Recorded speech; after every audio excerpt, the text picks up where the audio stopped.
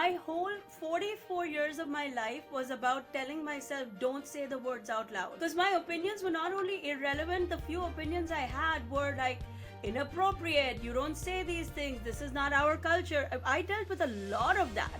So 44 years of that, and now the jokes that hit the biggest are, say what's the first thing on your mind. The most crazy, the wildest thing that comes to your mind, just say that. So it's been like a journey, but my astrological chart, crazily enough, when I was born, had said, the astrologer had said, this girl will talk and talk and talk.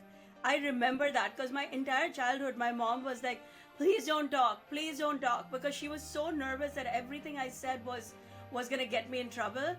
And somehow the universe knew that this is where I was gonna end up.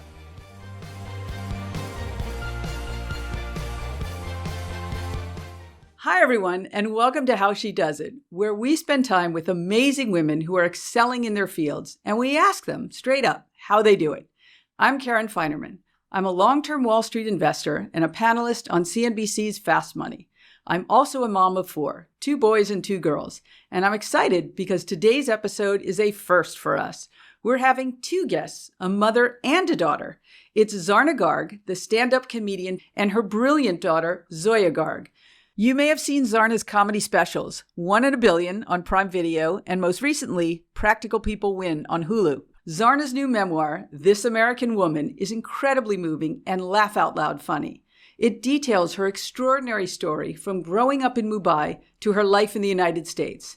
She and her husband have 3 children. Their oldest, Zoya, is a recent graduate from Stanford and is now working alongside her mom in their growing family business. Zarna, Zoya, and I chatted about how Zoya convinced her outspoken mother to give comedy a try and what Zarna has to say about her daughter's dating life. This one was so much fun. Hope you enjoy the conversation. All right, I am so thrilled to have you both, Zarna and Zoya, together. Okay, Zarna, not too long ago, you were a stay-at-home Upper East Side mom and serial entrepreneur. And now You've got this amazing comedy career, specials, tours, a memoir. How does this moment of success feel for you? So I don't even think about the success because I failed so many times that every day I pray that we hang in there for one more day. Being an entrepreneur means that dealing with a lot of rejection, a lot of failure. So the success is a gift and you hold on to it as tightly as you can. And that's what I try to do. And I'm very grateful for it. Okay, so Zoya, congrats. You just graduated Stanford with a double major in computer science and classics. Thank you. And now you're working for mom. Yes. What's your role? Yes. So as of this summer, I became a co-founder of this business with my mom. It's called ZG Productions, and it's really exciting. And on this podcast, I will refer to her as Zarna because she's now a public figure that people recognize by name. But our journey started when I led her pre-order campaign during my senior year of college.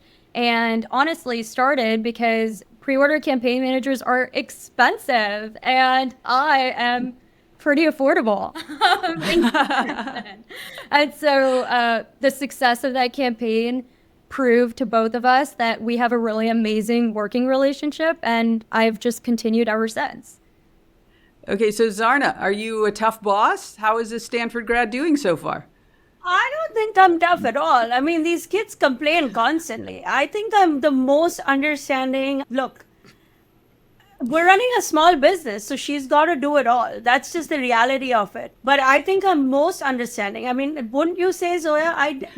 I never text you after 9 p.m. on Sundays. No. And I never get life-threatening texts like you should do this or you will get fired. No, listen, many people recognize her for the amazingly hilarious woman that she is, but can you imagine her for a moment? Just picture her as a boss, right? Imagine her when you haven't fulfilled your responsibilities for the day. That was the key. Did you hear that? I heard it. When you haven't fulfilled, exactly. And as long as you do the work, everything flows smoothly. But what I love about her is, I'm really enjoying the new season of British Bake Off. And sometimes they'll just give you a list of ingredients and they're just like, bake this. I feel like it's very similar working for Zarna, where it's like, grow the podcast. That's it.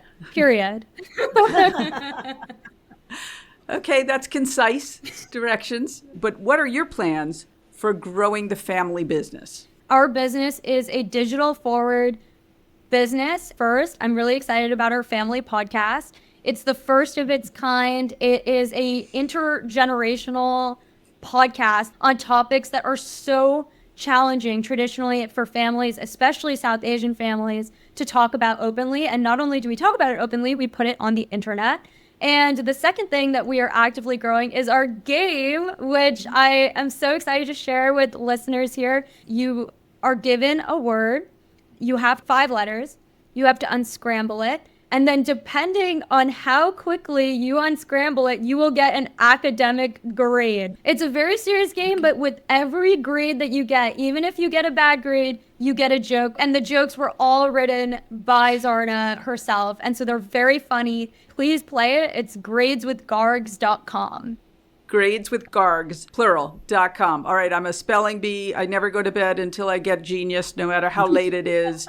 I have a new thing to do. Excellent. So, Zoya, let's go back. When you were a teen, you encouraged your mom to give comedy a try, and she told you it was too late. So how did you convince her? So I feel like it takes a teenager in America to look at your mom and just say, go be a stand-up comedian. It was pretty naive of me in hindsight to just so wholeheartedly believe we can obviously do this. When she said it was too late for her, for me, I was thinking on the timescale that I exist on, right? Which is, we're in New York City. There are opportunities all around us. Social media has democratized access in a way that I'm seeing all these other creators take off. I can't possibly imagine a circumstance where this wouldn't work. And I think that kind of naivete is what's necessary for big things to happen. Because if I had actually known what it would take for us to be here with you right now, we just would never have gotten started. So I think it was because I was so naive that we were able to like put aside the fears and, you know, take off. But truly it was a dare.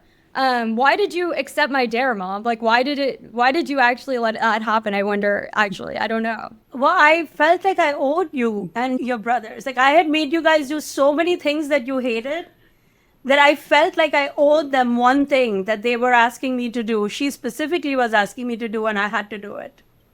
All right. So, Zarna, let's just go to your book for a second. Yes. As a child, you were the youngest in your family and very outspoken. And in your book, you write, in India, I was deemed so unimportant that no one cared what came out of my mouth. I had opinions on everything from politics to movies to wars to women's rights. None of it mattered. It would be like if your pet hamster had opinions. What was that like, and how does it feel to now have your opinions heard by millions of people? Well, I mean, it's life, right? Life is like that. My whole 44 years of my life was about telling myself, don't say the words out loud. Because my opinions were not only irrelevant, the few opinions I had were like inappropriate. You don't say these things. This is not our culture. I dealt with a lot of that. So 44 years of that. And now the jokes that hit the biggest are, say what's the first thing on your mind. The most crazy, the wildest thing that comes to your mind, just say that. So it's been like a journey, but my astrological chart, crazily enough, when I was born, had said, the astrologer had said, this girl will talk and talk and talk. I remember that because my entire childhood, my mom was like, please don't talk, because she was so nervous that everything I said was going to get me in trouble. And somehow the universe knew that this is where I was going to end up. So do you recall when you first knew that you could make people laugh? I didn't think about it until I stepped foot on the comedy stage. I've been doing this my whole life. My whole life, people have been saying you're funny. But like, if you're an Indian person, what do you do with that? That means nothing to us. Like, if you're good in math, you become an accountant. What do you do with funny? But when I stepped foot on the stage for the first open mic ever, I remember and I wasn't prepared with anything. I was just going on rambling about my mother-in-law. I remember looking at the audience and them looking at me and thinking, could this be a thing? Like, because they were clearly having a blast. They didn't want me to get off. Wait, so the first time you did that, you were just winging it? She just took a mic. She had 5 minutes. after we had desperately convinced a club manager in New York City, and there were 2 or 3 people in the audience, and she was just ranting. I mean, ranting into that microphone, and people were falling off their chairs. The 2 or 3 people that were there couldn't believe how effusive she was about her disdain, about her mother-in-law, about art in America, about how kids are so soft today. It was in that moment, I remember thinking, there's a business here. I don't know what it is, but there's clearly a business here. Okay, is that when you famously called your mother-in-law a No, that was an evolved. We worked our way to that level. We worked our way up to that level. Originally, it was just when I first hit the stage, I was just telling stories of the kind of crazy things my mother-in-law likes to say. Like, I remember my mother-in-law, when my husband introduced me to her, she was very like, I got you a jacket from Brooks Brothers for her, and it was like, and I remember laughing, even though it sounds harsh. I understood a mother's perspective. I don't take other people's words so seriously in my life. My whole life, people have said harsh things. You grow up in a country like India, there's no political correctness there. My own dad, my whole life was like, you should be this way, you should be that way, you should lose weight, you should be taller. You know how many times my dad told me you should be taller, as if I had a hand in the matter. All right. So let's go back to the story of your growing up. And I mean, you talk about at times being homeless because you did not want to enter into an arranged marriage. Can you tell us about that extraordinary chapter of your life? Yeah. I mean, I didn't set out to be homeless. I wasn't choosing it. Like, it wasn't this deliberate grand plan. I just knew that I didn't want to get married. I was a kid who was endlessly curious, who loved school, who loved getting an education. And I was very afraid that being arranged would mean an end to all of that, which often it is for a lot of women. So that's all I knew. But I didn't think that would lead to homelessness. I really thought, when you're 15, you think you can live with your friends. Mm-hmm. You really, in your mind, believe that. Like, you don't see a problem with it.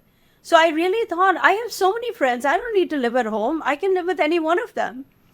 It evolved into a stage where I was like, oh my God, every day somebody was like, my mom thinks you need to go back.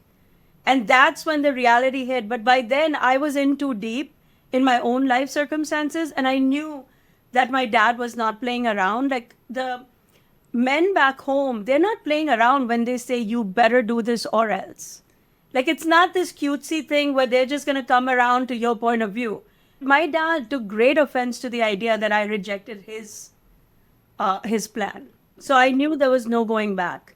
And then came the journey of like how to stay out of his home, but find a home. And my sister in America had offered to take me in if I could find a way to get to America. So it took a while to figure that out. It's not so easy to come to America when you're living in India.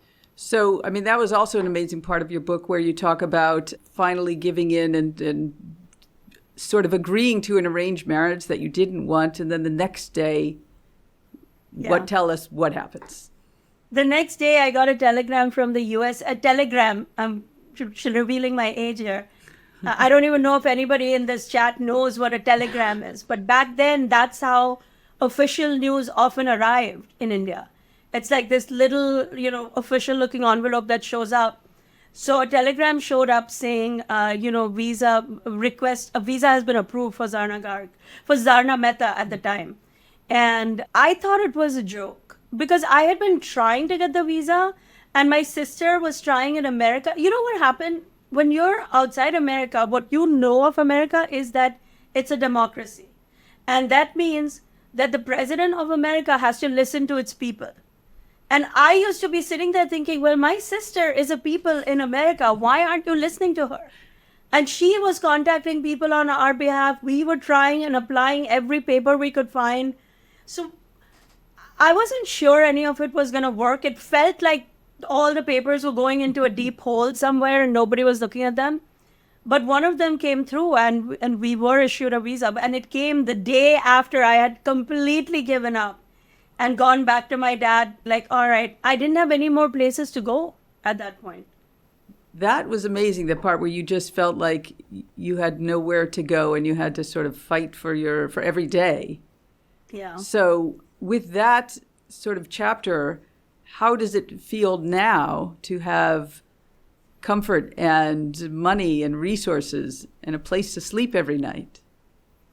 I feel very grateful, but I will tell you that a person who has lived with that type of financial insecurity, it never leaves you. My kids will tell you that I'm always worried about money. I'm always worried about our home. I'm always worried about our life. And I've spoken to other people who've had difficult circumstances. It seems to be like a common thread that when you've had that type of extreme lows, that insecurity never I mean, I don't wake up thinking, oh my God, I'm a star, I've made it. I wake up every day thinking, what more can I do to learn one more skill? I'm constantly learning. I'm constantly learning how to do new things on social media. I'm learning how to write new types of jokes. I also happen to be a lifelong student. I just love learning, but I don't wake up any single day thinking, I've done it now. And also, I'm a New Yorker. We never feel like we've done it. Yeah, I agree with that. Zoya, let me ask you, so like so many first-generation Americans, your upbringing is very different from your mom's experience. How has learning her story influenced you in your story? I would say it makes you take everything very seriously. I was a very serious kid and so serious about everything that I did, whether it was tutoring. I remember my first business, I was tutoring a lot of students in our building, and I took even the process of like transactions very seriously. Not in the sense that I was like demanding payment from parents, but I remember from even the age of 13, my first bosses, which were these parents, would say things often to me like, I'm surprised by how matter of fact you talk about money. And that was because I had grown up talking about money with my mom every day. There wasn't a single day where I didn't know how much my private school tuition costs or how much the food that we were eating costs. And I actually am really grateful for that in hindsight, because I think a lot of women have a lot of trouble talking about money. It's historically a problem. And if you're able to talk about it from a young age and know the importance of the dollar, I mean, it's guided me a lot in my life. And so I'm very grateful that I have that stress, if that makes sense. Yes, it makes, I mean, it's an interesting thing to talk to your kids about money, to tell them what things cost. And it's not a very American thing, but it should be. Mm-hmm. I mean, how else are you going to know? I've always wondered that. Like, why is money such a taboo topic in America, especially? Like, we talk about everything else. And the kids then grow up being completely unprepared for an adult life. Yes. If they don't understand. I mean, everybody needs money. That's just the fact. You know, my kids always said, show me how you win money from the screen. They had no idea what I did. All right. So, Zarna, back to your story. You come to the United States. You study as hard as you can to be a lawyer. And then you decide, all right, I've got to get married. Yeah. No, I think I wanted to work, obviously, but I was also at that point very lonely. I had been alone for a very long time, years, 6-7 years, and I'm not that person. Like, I grew up in a big community of friends and family. I like to say that I'm a tropical bird who got moved into a very Arctic situation. So I knew that it was not sustainable for me to keep going at the pace at which I was, and I didn't want to. I wanted to find a life partner who wanted to build a life and who was also a serious kind of guy, which is why I looked for that. I looked for somebody who would fit my way of thinking and my life. Okay, so Zarna, how did you meet your husband? Online, where everybody meets their husband now. I put an ad out in 1997. So I think I'm one of the earliest, if not the earliest, online success stories. And what were you looking for? I was looking for a life partner. I was not looking for friends, and I wrote that in the ad. In hindsight, the ad was wild and batshit crazy, but at the time it made sense. I loved the ad. I know you asked for medical records and something. Yes. What else? And tax returns. Tax returns. Okay. Excellent. Don't let her fool you, because she did also fall in love with him. Oh, well, We don't use the L word in our family. All right, Zoya, let me ask you about that. It has been noted that your mom doesn't say I love you to your dad, but you believe they have a good relationship. So what are you looking for in a partner? I am looking for friendship. I'm looking for friendship. When I was growing up, I was pretty convinced my parents were going to get divorced. Genuinely. Because they fight so much. And not just that, they also did not fit the traditional bachelor in paradise relationships that you're fed as a kid, right? Like, I've never seen them hold hands. I've never seen them show physical, like, affection to one another. They don't say I love you, right? So I was like, man, this is not going to work out, right? Like, we may as well call it. I was just trying to reconcile with it. But as time has gone on, I've seen that their marriage is actually this beautiful pairing of like supporting each other throughout every season. And it's really incredible. My dad funded every single business idea that didn't work out until it did. And even vice versa, when he lost his job, which is something we talk about very openly on our podcast and in shows, my mom swooped in and was like, we're going to do this, we're going to do this, we're going to do this. And now he is doing all these incredible things with his own podcast and with his own business. So I think that is what seems to stand the test of time. All right, so are you dating anyone? I am not dating anybody. So amazing podcast viewers, please, I would love to find somebody who is brilliant. That is number one. 2 is okay with my very, very famous comedic mom who will likely make material about you. And maybe not. Okay. Well, I have a guy for you. Oh, My son. okay. He's so handsome, as you would say, Zarna. He's a Stanford graduate. He's a Stanford graduate. He studied CSRE, which my husband and I thought was computer science and real estate, and we were shocked to learn that is comparative studies in race and ethnicity. So, Zarna, thoughts? Would you allow this? I think he needs to go back to school. Listen, it's not me. I'm just telling you, he needs a little bit of STEM, do a little CPA stuff on the weekend, something. But it's a start. It's a very good start. I actually disagree. I think it's going to be more important than ever to study the humanities in the next decade or two, because I think this is now with AI going to be a universe of generalists. That's my take. Okay, she's wrong. Let people know she's wrong and then move on. Zarna, what did you do with the first large amount of money that you earned on your own? Oh, I hid it from everybody. I hid it. I cashed it out. I put it under a mattress. No, I'm kidding. I did what I've been doing for 5 years. I reinvested all of it into our business. I hired people to help me. I hired a comedy coach. I hired a social media coach. I mean, I knew that if I don't invest up front and actually get the fundamentals of this business in place, it will not grow. It will not have legs. You know, I came into comedy knowing I'm going to grow this into I believe, a multi-billion-dollar business. And that requires investment. It's as simple as that. It's not just how good are your jokes and how good of a comic you are. There's a lot of infrastructure that needs to be built around what we do. And, you know, like people have commented in 6 years from not knowing what a joke was to having two comedy specials on 2 major platforms, a New York Times best-selling book, and all these other projects. You can't do that without infrastructure. You can't do that one joke at a time.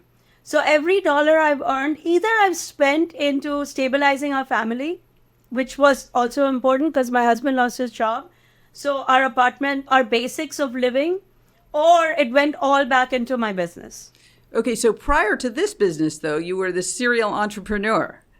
Yeah. Trying a number of businesses. Any favorites stand out to you? Oh my God. I thought I was outstanding at making vegan chili. I thought I was outstanding. My product was so good. It was so inedible. But people would buy it. No. People would buy it to talk to her. That was what she didn't understand, because they would I would watch. They would buy it and then talk to her. And then on the way out, it would just magically be in the nearby trash. No, I did a lot. I was also a matchmaker for a hot second. That was such a bad business. Oh my God. I don't recommend that business to anybody. The whole business is basically giving therapy to everybody. It's like, it's not too late. It's not too late. It's too late. Sometimes it's too late. All right. So Zarna, you have high expectations of everyone, Yeah. including yourself. Is that Indian culture, or is there something else that makes you that way? You know what it is? I think it started out as Indian culture, but it's also New York living. It's also just being inspired by people around you constantly. I'm now approaching 30 years of living in New York. It's in the air. I don't know anybody who lives in New York who feels rich or who feels like they've done it all or who feels like they've achieved it all. And what else is there? This is the most riveting, phase of my life. I love waking up and having a new goal to chase. I love waking up and having a new threshold to cross and pushing my kids to do new things. I think the world is in such a sad and scary spot right now that if you can wake up and add to the positivity and joy and the productivity of it, there's just no bigger goal in my eyes. Okay, so Zoya, right at you then. So growing up, what was it like having these very high expectations for you? Yeah, I like to say that she raised me. I was her first project. I was the first of her entrepreneurial endeavors. And I say that with so much respect, but genuinely, there was no part of me that was accidental. Every single part of me was raised almost like the way that you would have a business plan. It was like, if we do this X amount of math tutoring, then she will be this good at math. Or if we feed her X amount of vegetables, then she will be X amount fit, right? Like it was very, very intentional. I definitely have lived under a lot of pressure my whole life. I think a lot of children of immigrants feel that way, where my life's mission would be, if I could retire my mom, even though she's building this incredible business, that to me would be the highest signal of my own personal life success. I actually just met with somebody who said children of immigrants live for their parents. And that is true because we know so viscerally what it took to get us here. And so, I feel very grateful for that because that amount of pressure keeps you practical. Even if I wanted to do something in the arts, it would be, how do I actually turn this into something that is useful to somebody else, not just like for the sake of my own genius, which has been beneficial to me. All right, so Zarna, tell me, in Indian culture, Zoya is your oldest child, and you have two sons. Are your expectations different for your boys than for Zoya? What are your expectations? Absolutely. Well, I expect Zoya to find a guy and get married soon. I think that is the right move for her and for a lot of women. I think time is not a friend of women. Even though we have medical advances and all of that, I get it. Like, I live in the modern world.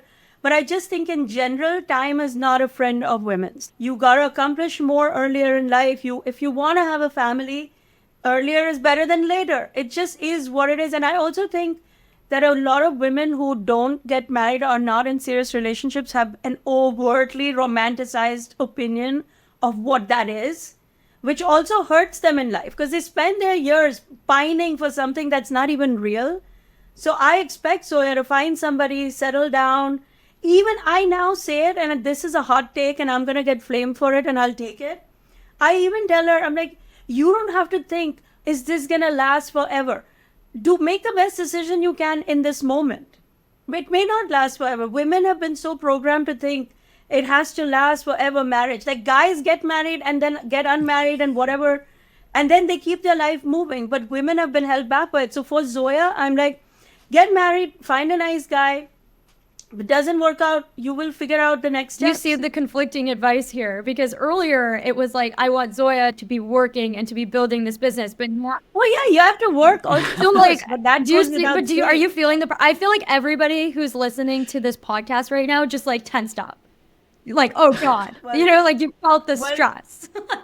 Yes, life is difficult. Let me break this to all your listeners and viewers that life is very complicated and it is also very expensive. So everybody get your serious hat on. But as it comes to my boys and girls, my boys just don't feel that pressure. And it is just a fact that the men don't feel that pressure in general.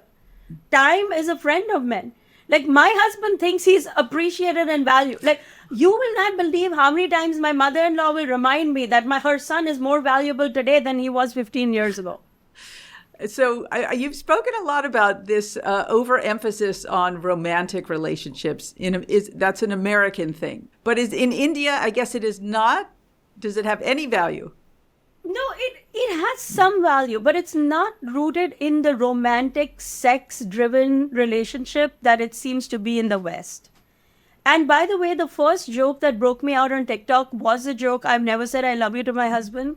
When I made that joke, I've never said I love you to my husband, but if he said it to me, I'd know he's cheating on me. I thought I was the only woman who felt that way.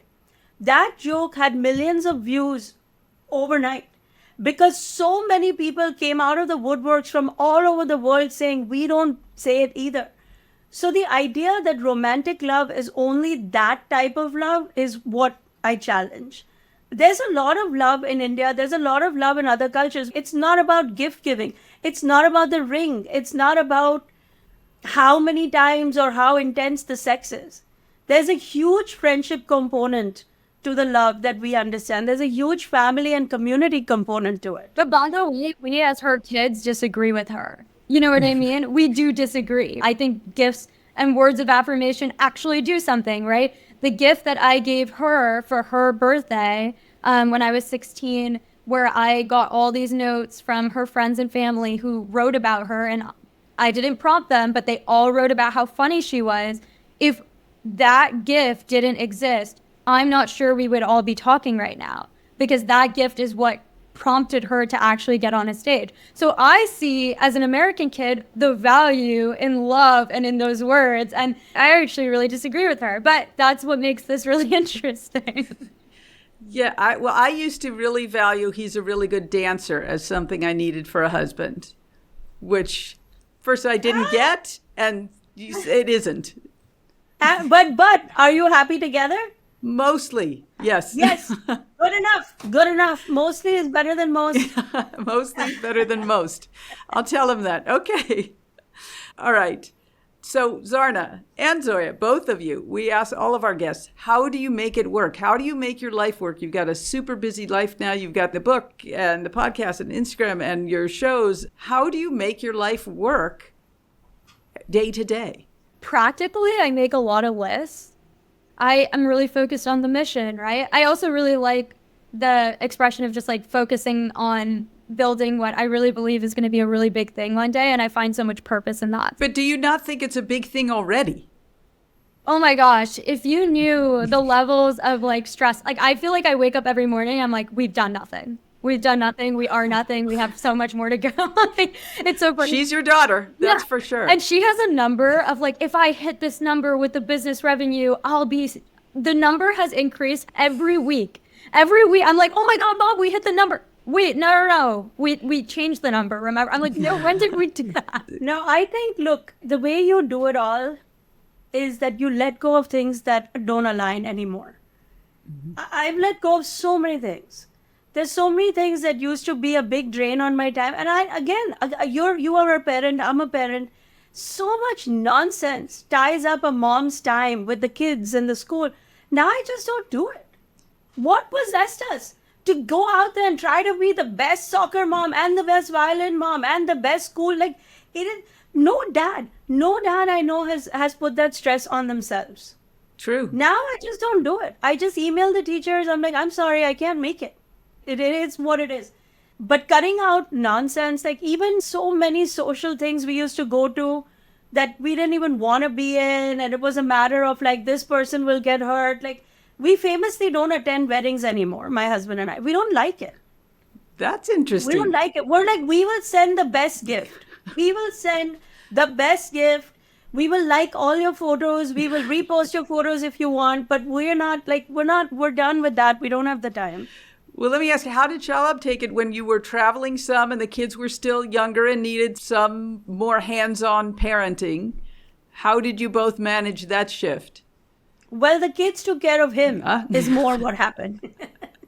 That's what happened. Zoya's nodding. Yes, that is what happened. Yeah. Also, my middle brother, who is honestly one of the most amazing humans ever, really did step in and start raising my youngest brother. I was in college and she had started her career and she was touring. And my dad is a very traditional Indian dad in that he's not thinking about like the touch and feel of like how a kid is raised. Like he's just not that kind of person, and that's totally fine. But my brother like spent his entire high school years, like instead of going out at night and stuff like that, he was playing with my littlest brother, Veer. And I think that experience, and he would be the first to tell you, was one of the most formative for him too. He became such a responsible man at a young age. And I actually think that ended up being really valuable for him.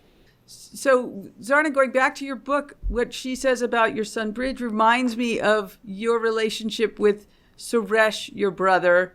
And there is, I mean, what an extraordinary guy in that beautiful moment where you bring him up to the stage when you're back in Mumbai for a show. What did that moment feel like? It is wild. I mean, I was not ready for it. I was not at all. But it had to happen. He was in the audience with all his friends and, relatives and co-workers. And the moment was right for that to happen. But I was not prepared for it. I didn't realize for a long time, for decades even, what I had lost. You don't realize what you're losing. Because, when you think of modern life, you think, oh, well, I can always travel. He can come here. We have the phone. We have FaceTime. It's just not the same. And it's never going to be the same when you leave and you immigrate to another place. So in that moment, it all came together. I mean, I was weeping. My brother was weeping. My brother could not even comprehend what happened because nobody in his life had ever asked him how he was feeling about anything. He couldn't understand what this American style of getting on stage and talking about your feelings thing was. But I captured it. I was very grateful that it got captured on camera because it was so spontaneous that we could have lost it, but we got it all on camera, and it's a moment that will live with both of us for life. Oh, I'm sure. I mean, he seemed like such a savior and such an extraordinary person, especially for you in the life you were living and with, the difficult father that you had to have this brother take care of you. Yeah, and for that reason, what Zoya just described, the relationship between my two boys. Now, a lot of Western moms might have guilt over their son not being able to enjoy high school or missing out on high school sports because he has to watch the little one. I don't have any such guilt because I know the depth of that emotional bond that will sustain for life. I don't care about whatever sport they played or didn't play. We come from a community where siblings step in for each other, and we really truly believe in it. There were many times during high school, my son's high school, that I was very sad for him because there were so many things he couldn't attend because I was on the road and her dad was working and he had to be home with the little one. But I know that in life, he has learned bigger things. That as painful as it was for me to watch all his friends go on and do fun things while he couldn't, I really believe, because I learned from my brother, the relationship I have with him. We are best friends even though we live so far apart. I also think a lot of parents reach out to you, Mom, saying like, how did you raise boys so well? Because raising girls is so much easier than raising boys, it seems like. It seems like daughters mature a lot quicker and just kind of get into the rhythm quicker. And wait. Can I just argue with you for 1 second? Yes, please. Okay, I have 2 sets of twins, boy and a girl each. The girls are so much harder. There's so much drama. There's so much emotion. There's so much, Mom, you don't know anything. Mom, can you help me with this? I find them harder. You seem like an extraordinary girl. Maybe my daughters seem like that when they're at someone else's house. No. But I'm extremely hard. Well, I think what she's referring to is that with the daughters, you can assume that the emotional bond will be there.